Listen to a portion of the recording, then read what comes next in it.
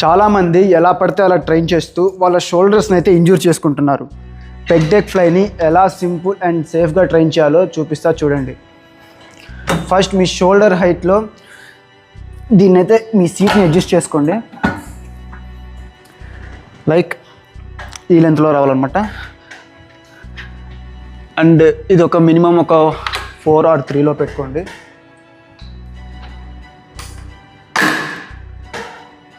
Like this చూడండి, ఆ shoulder హైట్లో వచ్చింది గ్రిప్.